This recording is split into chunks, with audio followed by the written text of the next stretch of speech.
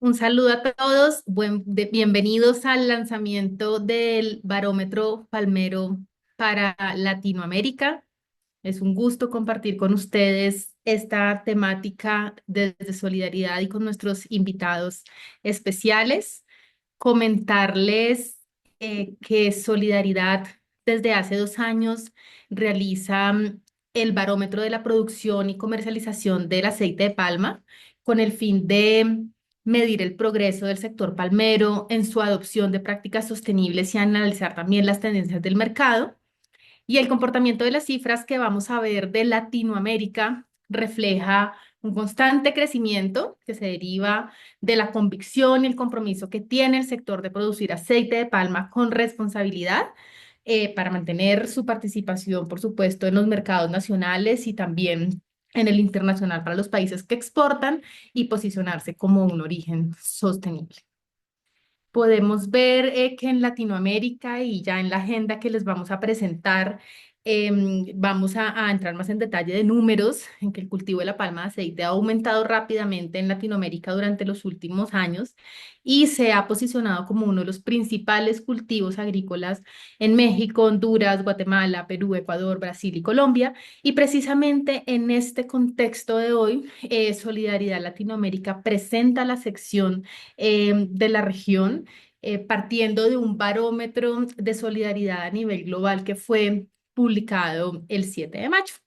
Entonces, sin mucho preámbulo adicional, en este documento analizamos la producción de aceite de palma de 5 países de la región, incluyendo el rol de los agricultores de pequeña escala, las dinámicas y tendencias del mercado y además cómo va la implementación de modelos de producción certificados. Además, por supuesto, resaltamos retos y soluciones como la inclusión social, la formalización laboral, tema de posesión de tierras, para seguir movilizando y acelerando esta implementación de prácticas sostenibles. Agradecemos nuevamente su tiempo para compartir con nosotros y conocer estos principales hallazgos del Barómetro Palmero 2025, además de conversar con actores estratégicos de esta agroindustria acerca de las tendencias, de los desafíos actuales del sector, junto a esas posibles soluciones para que el sector palmero de Latinoamérica continúe dando pasos en su camino hacia prácticas más sostenibles e inclusivas. Entonces, en estos minutos, hasta las 11, vamos a compartir una presentación de estos hallazgos a cargo de Juan Fernando Lesaca, que nos acompaña desde Colombia. Tendremos una sesión de preguntas y respuestas que moderará Vania. Luego tenemos un panel de discusión con invitados muy especiales que moderará Leslie Vera.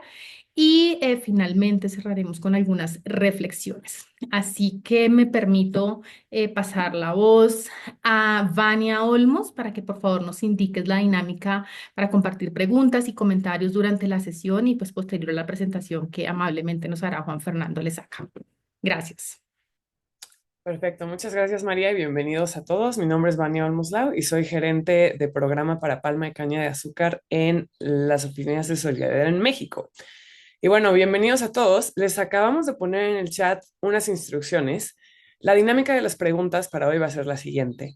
Les pediríamos que entren a esta página que se llama Slido. Tienen varias maneras de hacerlo. Pueden escanear el QR que está en pantalla, pueden unirse a través de la liga que les pusimos en el chat o pueden meterse a la página y poner el código que les indican aquí en pantalla. Entonces, cualquiera de las tres funciona, les lleva al mismo lugar. La idea es que se unan a esta página. Sus preguntas, conforme nuestro presentador va presentando, las escriben, las ponen y pueden ir votando. Si ven alguna pregunta que ya contesta lo que a ustedes les gustaría saber o se dan cuenta que alguien la puso y dicen, ah, sí, eso está súper interesante, quiero que se conteste, la pueden votar.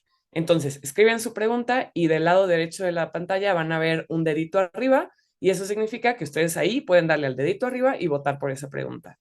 Al final de la presentación vamos a estar dando pie, conforme nos permita el tiempo, a las preguntas más votadas. Entonces, esa es la dinámica de hoy. Les invitamos a que den clic en la liga que está en el chat y listo. Entonces, ahora sí, damos la palabra a nuestro presentador del día de hoy.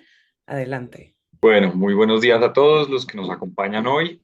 Pues nada, de antemano un agradecimiento a Solidaridad por haberme permitido trabajar en este barómetro palmero y a todo el equipo de Solidaridad Latinoamérica que la verdad pues contribuyó y de hecho seguramente tienen un mejor conocimiento de sus contextos y cifras locales en cada uno de los países de los que pudimos recoger información. Eh, Ha sido muy interesante elaborar este trabajo para, entre otras, ratificar algunas de las cosas que todos manejamos como medio secreto a voces, pero también establecer cuáles son los principales retos que le quedan a América Latina palmera, incluso oportunidades muy grandes de crecimiento que creo que todos compartimos. Bien, como tenemos muy poco tiempo, la verdad voy a concentrarme en unas cifras que dan algunas ideas y que transmiten un poco de cómo está pues la Latinoamérica palmera. Eh, pero pues obviamente la recomendación es ver en el barómetro un poco más el detalle y los análisis que pudimos hacer alrededor de esto. Yo diría que podemos comenzar diciendo que uno de los grandes retos que tenemos en América Latina es que no solo los gremios, sino las asociaciones y los mismos productores deben empezar a preocuparse por tener cada vez mejor información y hoy día sigue siendo una dificultad encontrar información detallada, especialmente de los temas no tan productivos, digamos, sino más asociados a las prácticas de sostenibilidad, temas laborales y demás. Y ahí ya de entrada tenemos un gran reto que se vio reflejado un poco en el barómetro como tal. Siguiente, por favor. Bien. Pues en Latinoamérica los países productores son incluso un poco más, por ahí también tenemos a Costa Rica, Nicaragua y Panamá con algo bien pequeñito, pero primordialmente tratamos de echar una mirada a México, Guatemala, Honduras, Ecuador, Perú y Colombia y algo de Brasil, ahí como por los laditos, pues porque también hay algunas pocas cifras. Y sobre eso que encontramos, encontramos obviamente una dispersión, siguiente para ver las gráficas, una dispersión en las áreas, en la productividad, en las cantidades de aceite. Eh, es de esperarse que Colombia, liderando con un área cerca de 600.000 hectáreas, pues también lidere la producción, pero me parece muy diciente ver las cifras de rendimiento un poco para ver precisamente esa dispersión, no solo por el área, sino por lo que hay detrás del área en términos de las características de productores y de las características, digamos, técnicas y de asistencia y de trabajo conjunto en la palmicultura en cada uno de los países. Y ustedes ven ahí un rendimiento que ronda, que va desde el 2,9 hasta el 5,2% de toneladas de aceite por hectárea en Guatemala, que es una dispersión gigantesca y transmite mucho tanto las distintas etapas que tiene la palmicultura en cada uno de los países, algunas están en desarrollo y en crecimiento, otras ya están más consolidadas, pero también es reflejo de la conformación de la palmicultura en cada uno de ellos. Eh, a esas cifras de aceite también es muy diciente anotarle las cifras de toneladas de fruto, por ejemplo, porque muchas veces, si bien el aceite refleja como el producto final, pues las toneladas de fruto están más cerquita de los productores y de la finca. Y de nuevo, pasamos por una dispersión desde 12 toneladas en promedio en Perú hasta 25 toneladas en Guatemala que hablan también un poco de esa conformación que ahorita vamos a ver precisamente es importante ver el tema de cómo están conformados los tamaños y las características de los productores para explicar un poco esa dispersión. Entonces tenemos un volumen de aceite que ronda un poco el 8% de la producción mundial, ahí sí agregando todos los países de América Latina, y de eso pues estamos viendo precisamente cuáles son las producciones de CPO y de aceite de palmiste en los países que pudimos cubrir.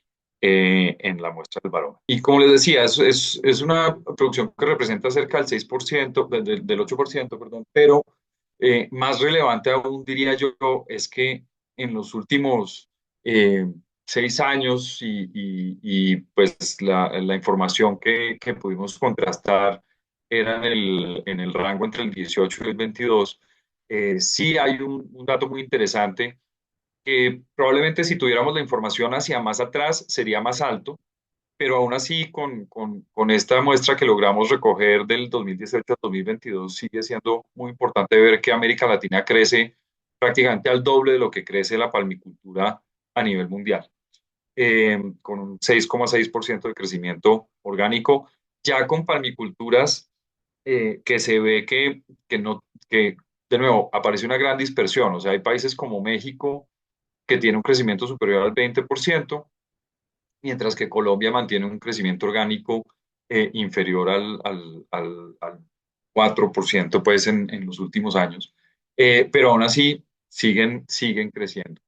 Y eso yo creo que es reflejo del potencial que tiene América Latina en la palmicultura. Estamos en un continente predominantemente soyero, liderado por Brasil, Argentina y Estados Unidos, por supuesto. El aceite de palma pues no le llegan a los tobillos a la producción de soya en este continente, pero de nuevo el crecimiento habla muy bien de esto. Y sin duda, yo diría que lo más relevante y probablemente lo que sí encuentran un poco mejor en el barómetro, que hoy no vamos a poder ahondar tanto, eh, eh, es cuál es el impacto y qué es lo que hay detrás de la palmicultura en los países de Latinoamérica. No hay ningún país que no vea en la palmicultura reflejado desarrollo, empleo, bienestar en los palmeros. Y si ustedes ven la conformación que tiene que ver con la producción, pero que tiene que ver precisamente con este tema de los beneficios, pues hay un par de explicaciones muy importantes alrededor de esto. Uno, que una gran proporción de los productores son de pequeña escala. Eh, la única excepción, digamos, siendo Guatemala, que tiene una cantidad relativamente pequeña de productores comparados con los demás países, pero aún así sigue teniendo cerca del 50% de sus productores son de pequeña escala. Luego le sigue Colombia con un 75%, pero ya con Perú, México y Honduras, pues prácticamente todos superan el 90% de pequeños productores. Y si vemos además el promedio de área, estamos hablando de unos pequeños productores que también, viendo un poco este tema de la dispersión, pues están entre las 10 y 20 hectáreas, digamos, para poner un rango ahí más o menos comparable. Hay de pronto algo interesante que tiene que ver con este tema del bienestar y la estabilidad de ingresos, es que a pesar de que esas áreas siguen siendo relativamente pequeñas con relación a la palmicultura en general, sin duda las áreas de palma son superiores a los cultivos más tradicionales de nuestros países. Muchos de nosotros compartimos café como otro cultivo importante. En algunos otros países hay otros cultivos que tienen mayor relevancia.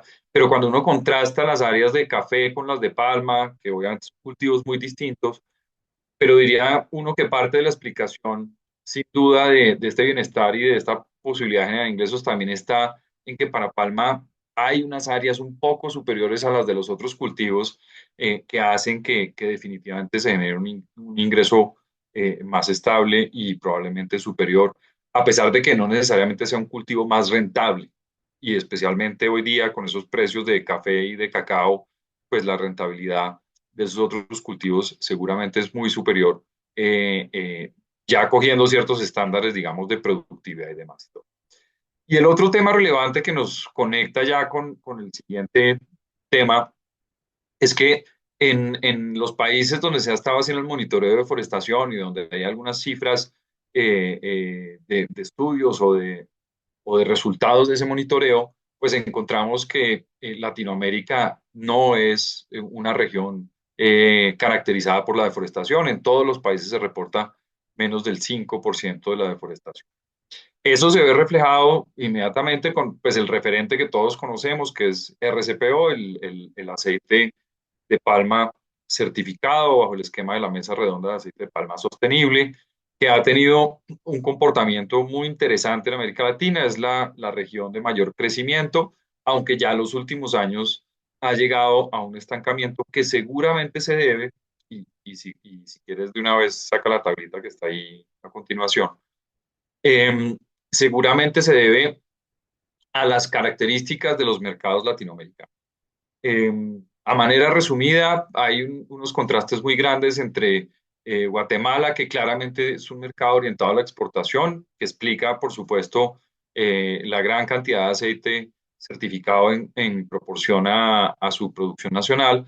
Pero lo que uno nota en los demás países es que las cifras de aceite certificado tienden a estabilizarse con relación a las oportunidades de mercado, pues sobre todo de exportación, o incluso como en el caso mexicano o de Brasil, del consumo de aceite certificado para mercado nacional, que en el caso de México pues está altamente influenciado y pues tiene una conexión también de exportación de productos terminados hacia Estados Unidos, que tiene un vínculo muy claro en términos de eso. Eh, ya hay, ya hay unas buenas noticias en el sentido de que se empiezan a ver pequeños productores certificados en RCPO, pero sin duda esas cifras tan bajitas de tener grupos de pequeños productores certificados indican lo difícil que es lograr esquemas de certificación con los pequeños productores, que explica además, entre otras cosas, estrategias como la de origen sostenible que ha venido desarrollando Colombia a través del esquema APS Colombia o APS Colombia, que significa aceite de palma sostenible, para tener un estándar nacional y propio que facilite y ponga un piso, digamos, de ingreso o más bajo para todos los productores y que permita tener como estas escalas de desarrollo que no necesariamente arranquen de entrada con una certificación como RCPO. Entonces, esta diversidad, digamos, de las cifras nos muestra a su vez esas características de los mercados a los que se están atendiendo y que están exigiendo las certificaciones. Sin duda, y lo dejo para el final, algo que está marcando una diferencia en toda la región, pues es la preocupación o el interés por trabajar la nueva regulación europea de cero deforestación. Eso está trayendo conversaciones distintas, acciones complementarias o incluso eh, apartadas de los esquemas tradicionales de certificación, que hace que entre otra cosa, la discusión de estos otros temas, por eso están aquí algunas de las cifras que nosotros encontramos en la evaluación del barómetro, se hacen cada vez más relevantes. Entonces, tenemos unas cifras relativamente fuertes en producción y características de los productores, incluso en aceite certificado, pero cuando ya entramos a ver las características, no solo de monitoreo de deforestación, sino de empleo, de conservación, del trabajo femenino, de de estos otros elementos que están más asociados como los temas sociales y de cumplimiento legal, que es como el término que ha venido trayendo la EUDR para hablar de ciertos intereses alrededor de derechos humanos, derechos de terceros, derechos del uso del suelo, cumplimiento de normas ambientales, etcétera. Pues ahí la información ya se vuelve más escasa y se dificulta precisamente entender mucho mejor cómo está América Latina. Retos muy importantes en los temas sociales, sin duda, en tener mejor información y mejores características acerca del empleo. El tema de la vinculación de la mujer en la agricultura, podemos decir que es un reto gigantesco, pero el hecho de ya tener cifras y empezar a ver que se están generando políticas de género en algunos de los países es supremamente positivo. Eh, digamos, los comentarios con los que quisiera cerrar esta presentación y dejar abiertas las preguntas giran en torno a tres aspectos que creo que vale la pena destacar. El primero es que eh, yo diría que el barómetro y las cifras que encontramos permiten de alguna manera confirmar que la deforestación no está impulsada por la palma de aceite en América Latina, que si bien hay unos temas que hay que atender y algunas preguntas gruesas en algunas regiones en particular, sobre todo alrededor de la Amazonía peruana y ecuatoriana, en general los monitoreos de deforestación muestran por lo menos con las fechas de corte más recientes, que no es el driver de deforestación la palma de aceite. Que hay que fortalecer, seguramente que no sea solo con los estudios propios hechos por los gremios o por los productores, sino por otras fuentes que complementen y entreguen información que permita contrastar, más para tener un proceso más robusto y con validación que por el hecho de desvirtuar el trabajo que muy juiciosamente han hecho algunos de los gremios de la región. Una alerta o un tema bien relevante, entre otros relacionado con la EUDR, pero bajo un concepto mucho más amplio, que es precisamente este que introduce del cumplimiento legal. Cumplimiento legal es un elemento que está en EUDR o en las certificaciones o en cualquier esquema que uno quiera, digamos, de desarrollo alrededor de un proceso de debida diligencia. Sin duda, la falta de evidencia y datos, tanto a nivel micro de los productores como a nivel macro del comportamiento sectorial o del comportamiento nacional de algunos de los temas, pues es una debilidad que amerita abordarse, que entre más información tengamos, pues es más fácil resolver esas preguntas para todos, no solo para alguien en particular que esté interesado en exportar a un mercado como el europeo con unas condiciones muy particulares, pero definitivamente el trabajo alrededor de recoger los datos y la evidencia es fundamental. Por eso el valor del barómetro es gigantesco para tratar de mostrar estos indicadores que sean comparables entre países, para mostrar cómo y dónde se puede encontrar información y qué es lo que hay disponible. Yo diría que ahí el mérito de solidaridad y del barómetro es gigantesco y ojalá lo podamos continuar usando como referente para seguir en ese trabajo. Y sin duda, mencionábamos que hay un diferencial precisamente por el tema de deforestación en América Latina, que hay que ver cómo ya con el, entre comillas, el agotamiento del mercado internacional, entre otras por las necesidades de los mercados nacionales, cómo el mercado nacional también empieza a adoptar esas prácticas y a reconocer los esfuerzos de sostenibilidad del sector palmero en los distintos países de América Latina. Sin duda es uno de los caminos que hay que evaluar y recorrer y es cómo el aceite certificado, bien sea RCPO o bajo otros esquemas sostenibles, también hace parte de los mercados nacionales y no solo se limita a la exportación, como un gran incentivo para ese trabajo que ya se viene haciendo. Y con eso presento rápidamente algunos de los insights que ustedes pueden encontrar en el barómetro y abrimos para poder ver las preguntas que espero hayan registrado en el slide que nos presentó Vera y que queremos compartir con ustedes. Perfecto. Bueno, muchísimas gracias y gracias audiencia por haber participado de manera muy, muy buena en esta dinámica de preguntas y de votación de preguntas. Entonces, vamos a ir con la primera, Juan, que dice, ¿en qué estrategias podemos pensar para promover el consumo de aceite de palma sostenible en los mercados nacionales? Entonces, empecemos con esa pregunta.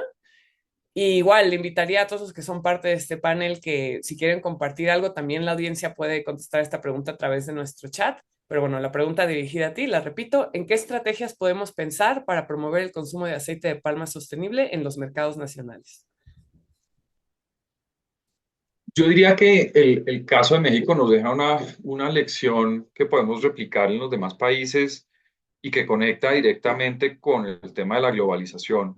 Y es que ya prácticamente ninguno de los países de América Latina es ajeno a tener cadenas de suministro multinacionales y empresas productoras, digamos, que reciben las materias primas, pero que reexportan o que lo que producen en otras latitudes también lo hacen bajo aceite certificado.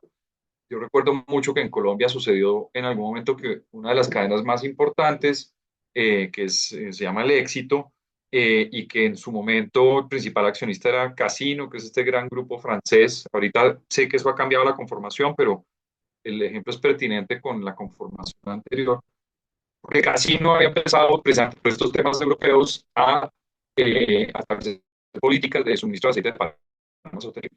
Y llegó a Colombia la solicitud de que el Éxito solo podía comprar aceite de palma sostenible. Entonces eso generó un choque con el aceite de palma y la confusión de si aquí se deforestaba o no.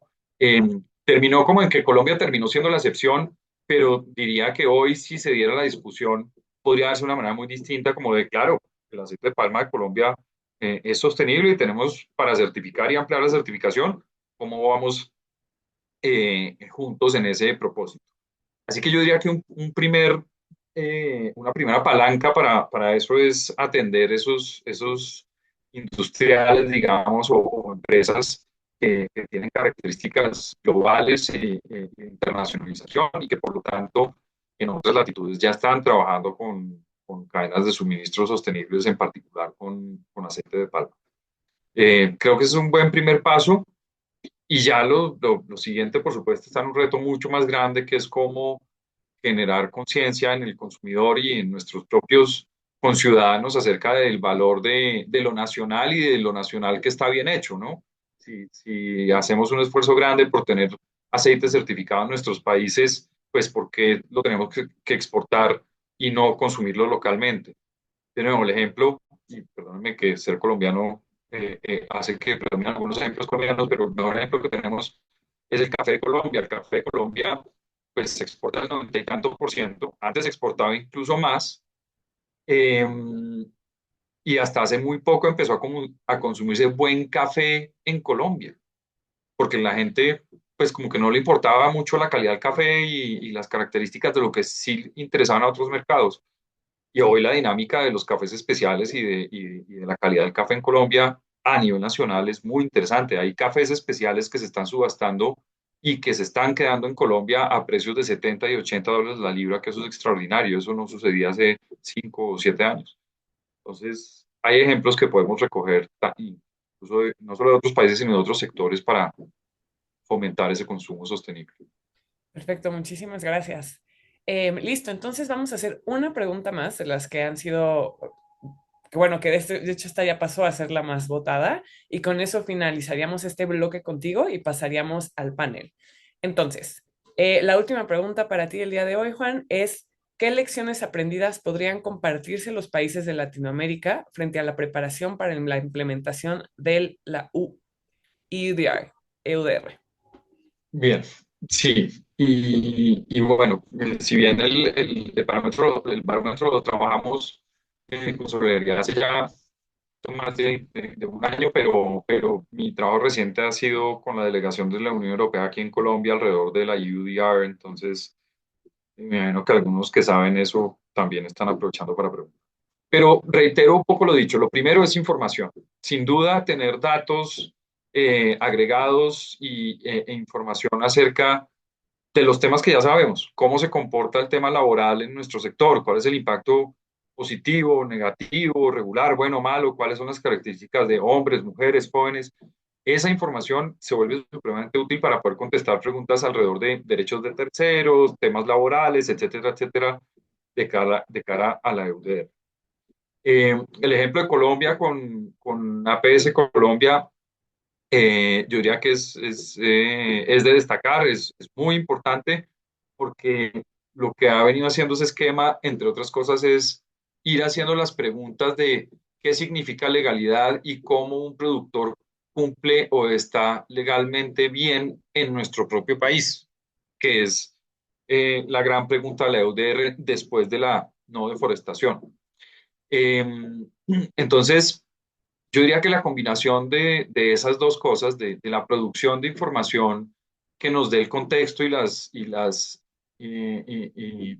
los datos acerca de esos principales temas, eh, y esquemas como el de Apps Colombia que ayudan a nivelar y a preparar el terreno para otros contextos y retos, como es en este caso la UDR, porque valga la pena decirlo, Palma es muy eh, entusiasta en decir que APS Colombia no surge por EUDR, que también responde a UDR, pero surge como una estrategia de sostenibilidad del sector. Y eso me parece un enfoque muy interesante y adecuado para replicar, porque si uno termina siendo solo EUDR, probablemente saca una lista de chequeo de documentos y más o menos sale como cualquier otra certificación, pero es que el trabajo de fondo es como uno hace la sostenibilidad con los productores, logra que sean prácticas de largo plazo, tiene esquemas de monitoreo y de indicadores que le ayuden a la gente a saber que está avanzando. Y eso es lo que tiene el esquema PS Colombia y lo que creo que varios pueden emular. Latinoamérica está en una situación relativamente buena de cara a la de UDR, sobre todo por los temas de deforestación. Hay que fortalecer esa información y los trabajos de georreferenciación y análisis de deforestación, sin duda. Pero diría que por lo menos América Latina, Palmera, valga la pena decirlo, está en una posición relativamente buena de cara a UDR y probablemente sea una oportunidad, empezando por países como Colombia y Guatemala, que claramente lideran el tema. Excelente, Juan Fernando. Bueno, pues muchísimas gracias. Con esta última pregunta cerramos este bloque contigo. Entonces, bueno, para nuestra audiencia, este fue Juan Fernando Lezaca, el Team Leader en Traceability for Export Products and Sustainability en Colombia. Y listo. Entonces, ahora pasamos a nuestro panel sobre la situación actual de la palma sostenible en Latinoamérica, el cual va a ser moderado por Leslie Vera, quien es nuestra gerente de palma para la Oficina de Solidaridad en Perú. Entonces, bueno, Leslie, un gusto tenerte aquí y adelante, por favor. Nada más para el público, la dinámica para las preguntas que ustedes tengan dirigidas a los miembros de este panel se va a mantener igual. Entonces, pueden entrar a la misma liga y poner sus preguntas dirigidas a este panel. Misma dinámica, si ven una pregunta que quieren que se conteste, denle like para que quede votada y sean de las primeras que podamos atender. Entonces, adelante, Leslie. Bueno, muchas gracias. Justamente hemos invitado al panel a tres colegas que son representantes de la cadena de suministro. Creemos que, o lo que vemos y observamos es que parte de las razones por qué hay este avance que ya nos ha comentado Juan en la presentación de introducción y de los hallazgos del barómetro, responde mucho al tema de las alianzas y cómo cada actor de la cadena de suministro ha tomado una posición en este desarrollo creciente de la oferta sostenible en Latinoamérica. Entonces tenemos el gusto de presentarles. Primero tenemos a José Alejandro Moreno. Él es gerente de sostenibilidad para Colombia y Centroamérica en Cargill. Cargill es una empresa, como ustedes saben, multinacional del sector de la agroindustria, con operaciones en más de 70 países. Muy importante el suministro de palma para todos sus productos y, bueno, línea de productos que tienen aceites y grasas. Del lado de la certificación tenemos a Bella Sosa, ella es gerente de pequeños productores en RCPO Latinoamérica. Y finalmente, desde el lado de la base de la cadena de suministro, nos acompaña Pedro Seijas, gestor de grupo de Aproman, uno de los, o mejor dicho, el primer grupo de pequeños productores independientes certificado en Perú el 2024. Sin duda también nos faltan otros actores de la cadena de suministro, como los gremios que han jugado un papel muy importante en los diferentes países y lo continúan haciendo. Pero sin embargo creemos que va a haber otras oportunidades también para escucharlos y tener sus puntos de vista. Entonces, bueno, sin mayor preámbulo, me gustaría comenzar contigo, José Alejandro. De hecho, hemos escuchado con mayor detalle, María Goretti también lo mencionó en la introducción, es importante entender que en los últimos 5 años Latinoamérica ha sido la región palmera con mayor crecimiento relativo en lo que significa oferta certificada. En 2023 hemos llegado a cerca de 2 millones de toneladas métricas. Y creemos, ¿no?, que también lo ha mencionado Juan, que hay una transición interesante en este momento hacia la sostenibilidad, que no solo se explica por los temas propios de los mercados internacionales, sino también de estos flujos regionales y nacionales que son parte de la dinámica del mercado ahora. Entonces, la primera pregunta para ti es, desde Cargill, ¿cuál es la percepción sobre el nivel de cumplimiento y el alineamiento progresivo de la cadena de suministro desde la base, ¿no?, hacia el retail para Latinoamérica específicamente, tanto a la política de sostenibilidad como a los parámetros que ustedes priorizan en el marco de su política? Muchas gracias, Alejandro, te escuchamos. Bueno, muchas gracias, Leslie, y a todas las personas que se unen a este webinar.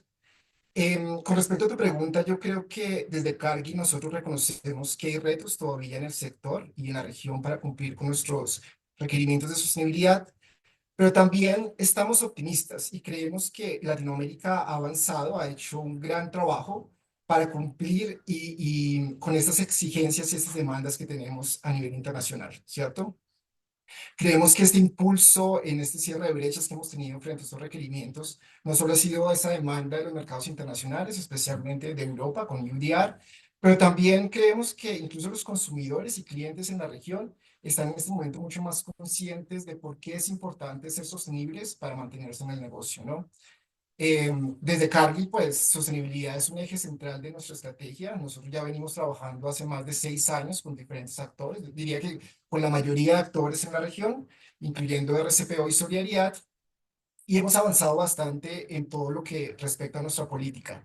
Nuestra política desde Cargill está enfocada en tres temáticas importantes, que es la no deforestación, la siembra la no siembra en zonas de turba y también la no explotación y garantizar que se cumplen los derechos laborales y humanos en toda la cadena de abastecimiento. Creemos que si bien de nuevo hay retos, hemos avanzado, hemos hecho un buen trabajo en los últimos años. Prueba de ello es que de las 70 extractoras con que nosotros trabajamos desde México hasta Colombia, el 100% de esas extractoras ya han completado un proceso de vía de diligencia con nosotros. También creemos que ha sido posible avanzar en temas como deforestación, como lo comentábamos anteriormente. De hecho, nuestra unidad de negocio es la única a nivel global que puede decir que tiene más del 95% de mapas de polígonos de todos sus proveedores directos e indirectos en la región, lo que nos permite garantizar que gran parte de esos proveedores con que trabajamos son libres de deforestación. Y estamos trabajando en otras temáticas como el tema de cumplimiento legal para seguir, para acercarnos a estos requerimientos internacionales. Algo importante que creo que vale la pena mencionar es que nosotros tenemos una ventaja desde Latinoamérica con respecto a otras regiones en el mundo. Nuestro equipo en Cargill, por ser también una multinacional que, como lo decías, está en más de 70 países, trabaja muy de la mano con nuestro equipo de Asia, especialmente nuestros equipos de Indonesia y Malasia. Y les puedo decir que comparando digamos, la preparación que tienen estas dos regiones para cumplir retos como el UDR, Latinoamérica está en una posición mucho más privilegiada. Es decir, hemos logrado mayores cierres en las brechas y sobre todo tenemos una cadena de abastecimiento que no es tan compleja. Por ejemplo, aquí nosotros hacemos compras directamente a las extractoras, lo que nos permite tener una relación muy cercana con ellas, mientras que en Indonesia estamos hablando de miles de extractoras, muchas de ellas indirectas, que realmente no permite ese nivel de engagement que tenemos en la región, ¿no? Entonces, creo que vamos avanzando bien, creo que estamos cerrando brechas, creo que estamos en un muy buen camino. Sin embargo, tenemos que seguir trabajando en los principales retos. Desde Cargill hemos identificado que uno de los retos más grandes es específicamente el tema de cumplimiento legal. Cómo nosotros garantizamos que las extractoras, y no solo las extractoras, sino también los proveedores indirectos y pequeños productores, pueden demostrar que tienen cumplimiento legal en temas importantes como legislación laboral, temas de tenencia legal de la tierra, y también prevenir que incluso surjan conflictos por no cumplimiento legal, como hemos visto en algunos países de Centroamérica, en donde la falta de documentos de tenencia legal de la tierra ha generado conflictos entre comunidades y algunas extractoras, ¿no? Entonces, creo que tenemos que enfocarnos en esas temáticas. Desde Cali, pues también venimos trabajando muy fuerte con nuestras alianzas locales. Como lo comentaba, tenemos proyectos súper importantes en toda la región. Con Solidaridad trabajamos en varios proyectos en Colombia. También tenemos otros socios como el One Foundation y también Profores en la región. Y venimos pues a través de estas iniciativas brindando formación técnica y acompañamiento a los proveedores. Entonces, en resumen, yo creo que Latinoamérica tiene una gran oportunidad de consolidarse como un referente global en producción sostenible y pues desde Cargill continuamos apoyando para acelerar y acompañar esta transición. Muchas gracias. Buenísimo escuchar eso desde Cargill, muchas gracias. Y bueno, justamente hablando de estas dinámicas de mercado y entendemos que las certificaciones han sido un medio para brindar estas pautas sobre el mercado sostenible y llegar con ese mensaje tanto en los negocios B2B y B2C. Pero entendemos que justamente implementar la certificación en una cadena de suministro que tiene una base muy importante de pequeños productores es un reto en la estrategia de escalamiento, ¿no? Y por un lado, como bien ha dicho José Alejandro, nosotros no necesariamente tenemos los contextos que tienen en Indonesia y Malasia, pues quienes son los países que lideran el abastecimiento a nivel global. Entonces, como sector, hemos tenido como una buena señal que RCPO pueda designar a una persona especialista como Bella Sosa para comenzar a promover justamente el estándar de pequeños productores independientes aquí en Latinoamérica. Entonces, Bella, mi pregunta para ti es, desde RCPO, ¿cuáles son esas proyecciones y estrategias para acelerar progresivamente este escalamiento hacia la certificación de los pequeños productores independientes y por consiguiente a los otros eslabones de la cadena?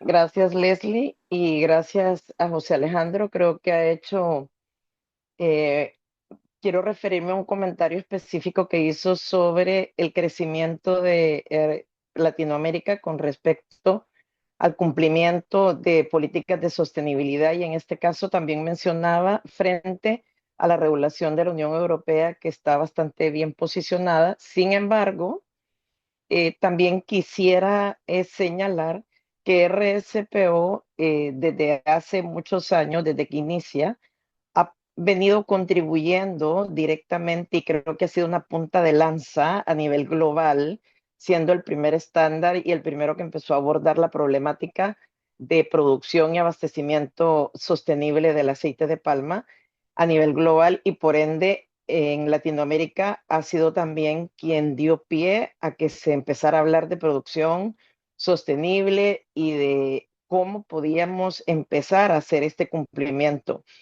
Y desde este punto de vista, RSPO también ha tenido un crecimiento importante en la región. De hecho, ha sido la región con mayor crecimiento de certificación a nivel global. Y creo que esto dio pie para que cuando las empresas globales desarrollaran sus políticas de sostenibilidad, pudieran tener ya una plataforma creada de alguna manera por RSPO para estas discusiones. Claro, no podemos desconocer, y muy bien lo señalaste, Leslie, que uno de los talones de Aquiles que tenemos, por supuesto, son los pequeños productores, que representan más del 40% de la producción global y que en Latinoamérica esto también se ve reflejado, particularmente en algunos países como Perú, Honduras, México, prácticamente todos los países productores, con excepción de Guatemala, tienen una base de suministro importante de pequeños productores. Y para ello no podemos hablar de escalamiento ni tampoco de estrategias sin antes referirnos a entender, primero que todo, el contexto de los pequeños productores de la región y también a nivel de país.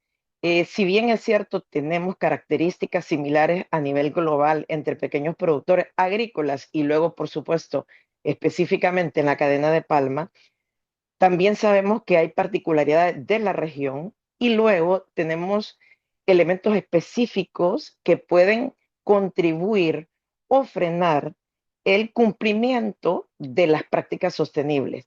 Antes de hablar de certificación, tenemos entonces que entender este contexto y en base a este contexto, entender cuáles podrían ser las necesidades y retos de los pequeños productores para poder iniciar una discusión y un análisis, no solamente a un nivel técnico, que es lo que normalmente hacemos. Creo que tenemos que generar unos espacios de discusión, análisis en los cuales involucremos directamente a los representantes de pequeños productores. Creo que ellos son los mejores voceros para que puedan decirnos dónde están estas necesidades y retos y que juntos podamos identificar las mejores iniciativas que se adaptan a este contexto. Creo que hablamos mucho de inclusión, pero muchas veces tanto las políticas internacionales o regulaciones internacionales y a veces las políticas, muchas veces cuando se diseñan, no toman en consideración la inclusión de los pequeños productores, entendiendo cuál es la definición de inclusión de pequeño productor. Es muy posible que tengamos diferentes definiciones de ello y por esto es súper relevante que podamos llevar esa discusión, que alineemos nuestras definiciones y que juntos discutamos los retos, las necesidades, junto con los mismos pequeños productores y aprendamos de lo que ya se está haciendo bien en otros países e incluso de lo que no se está haciendo bien. Para ello, RSPO, yo siempre digo un dicho, una golondrina no hace verano. No podemos hacerlo solos, es solamente con el acompañamiento, el trabajo, la colaboración entre todos. Y cuando me refiero a todos, me refiero, así como dijo José Alejandro, a unirnos con organizaciones no gubernamentales como una solidaridad, con compradores como Cargill, como acá, como PepsiCo, con programas que se están desarrollando ya tanto en México, Colombia, Perú, pero también necesitamos sentarnos para hablar con los gobiernos y tratar de trabajar con ellos en diseñar políticas que favorezcan la inclusión de los pequeños productores, no solamente para los mercados internacionales, sino también para aumentar ese consumo de aceite certificado o de aceite que cumpla con los estándares mínimos de producción sostenible. Yo creo que hacia allá tenemos que apuntar y esa es parte de la estrategia que tiene RCPO, cómo trabajamos de manera conjunta y cómo identificando de estos retos y necesidades podemos juntos impulsar iniciativas locales que tengan un escalamiento nacional, regional y global que pueda contribuir a que otros también aprendan y aprender de otros también y poder hacer efectivo esta famosa inclusión que llamamos de pequeño productor. Gracias. Bueno, muchas gracias, Bella. Muy importante lo que dices, el trabajo colaborativo y también de tener en cuenta este intercambio de experiencias y conocimiento, porque en realidad se está haciendo mucho, pero no necesariamente podemos estar atentos a esas estrategias de avance, ¿no? Y creo que también, como bien lo mencionan desde la introducción, el barómetro también es parte de este esfuerzo de la difusión de estos avances. Entonces, un poco también haciendo el remark en esta data que tú nos decías, ¿no? La mayoría de países latinoamericanos palmeros, exceptuando Guatemala, tiene una alta representatividad de pequeños productores, todos por encima del 50%. De hecho, países como Honduras y Colombia por encima del 80% de representatividad. Entonces, es justamente valioso incluir o incluirlos para justamente definir esa agenda precompetitiva, esta agenda colaborativa de la que estamos hablando, ¿no? Y en ese caso voy a invitar justamente a Pedro para que nos comente cómo describe la apropiación de estas buenas prácticas de sostenibilidad desde las organizaciones de productores con las cuales ha venido trabajando y también en su rol como parte del board de la Junta de Gobernadores de RCPO y el intercambio con otros representantes de los diferentes bloques de abastecimiento a nivel global, ¿no? ¿Cuáles son esos elementos que son claves para que el productor de pequeña escala se pueda apropiar de lo que significan los beneficios de tener una producción sostenible? Muy buenos días, ¿cómo están? Bueno, ¿ahí me escuchan? Por favor, si me pueden confirmar cómo está el audio. Sí, Pedro, muy bien. Adelante, por favor. Excelente, gracias. Sí, mira, estamos escuchando atento las exposiciones y creo que mucho de lo que estamos comentando esta mañana va a describir un poco el tema del proceso de apropiación que estás consultando, Leslie. Primero, yo soy gestor de grupo de una asociación de productores de Montalegre, en Shuya. Somos 55 socios, de los cuales 27 ya están certificados en elegibilidad. Y es bueno comentarles eso porque nos va a llevar una línea de pensamiento y de ideas que quiero transmitirles. Aproman se formó el año 2022, en el mes de marzo. En el año 2023, en el mes de septiembre, ya logramos obtener la membresía. En el mes de junio del 2024 pasamos a auditoría para elegibilidad y en el mes de octubre del 2024 obtuvimos ya la certificación oficial del grupo de PPI Aproman, ¿no? Y en estos momentos, ya en el mes de agosto, vamos a pasar la auditoría para lo que es este hito A, ¿no? Y les decía esta reseña un poquito para ver los tiempos en los cuales ha pasado todo este proceso, ¿no? Y cuando vemos lo que pasa en la región, tanto latinoamericana como el del sudeste asiático y de África inclusive, vemos que este proceso para aprobar ha sido un poco más rápido de lo que nos tenía acostumbrado procesos diferentes, ¿no? Y eso tiene una clave, o sea, tiene un porqué. Porque nosotros cuando empezamos a trabajar el tema de las prácticas sostenibles, no le empezamos a ver como solamente cumplir las exigencias del estándar de RCPO, de la norma de RCPO con el estándar de pequeños productores, o también de la norma ahora de la regulación europea. Nosotros nos hemos enfocado en poder tratar de hacer comprender a los productores que más allá de cumplir requisitos y regulaciones, era verificar y evidenciar que la aplicación de estas prácticas realmente se asocian a mejoras en la productividad y la rentabilidad de los cultivos de palma aceitera que vienen ellos manejando, ¿no? Entonces, eso es importante. No solamente es que ellos hagan las cosas porque es un requisito de la norma, sino a entender cómo funciona el bosque para que su palma produzca más, cómo funciona la conservación del recurso hídrico, de las fuentes hídricas, para que sus plantaciones produzcan más, se enfermen menos, haya menos plagas y enfermedades. Creo que nosotros hemos empezado por ese camino y como lo decía muy bien Bella, hacer que los procesos de certificación RCPO o los procesos de integración a las regulaciones de la Comunidad Europea, por ejemplo, sean un medio para que en algún momento, si no hay regulaciones, si no hay exigencias, lógicamente que el productor siga manejando su palma en forma sostenible. ¿Pero por qué? Porque definitivamente ha logrado mejoras en la productividad y mejoras en la rentabilidad del cultivo, ¿no? Pero, ¿qué elementos son claves? Lo que nos preguntaba Leslie, ¿qué elementos son clave para que se dé este proceso? Capacitaciones, ¿no? Capacitaciones continuas.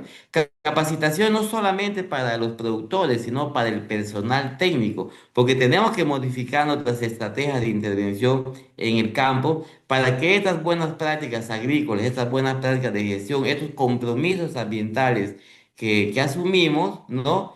Se significa para ellos una mejora en la productividad y en la rentabilidad. Eso lo voy a recalcar siempre. Capacitaciones, transferencias tecnológicas. Necesitamos también mejorar el acceso a herramientas que faciliten los procesos de capacitación.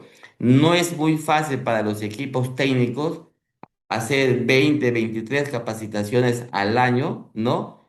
A grupos de productores sin que estos en algunos momentos se sientan desmotivados, ¿no? Entonces, eso es muy, muy importante que nosotros podamos ir trabajando.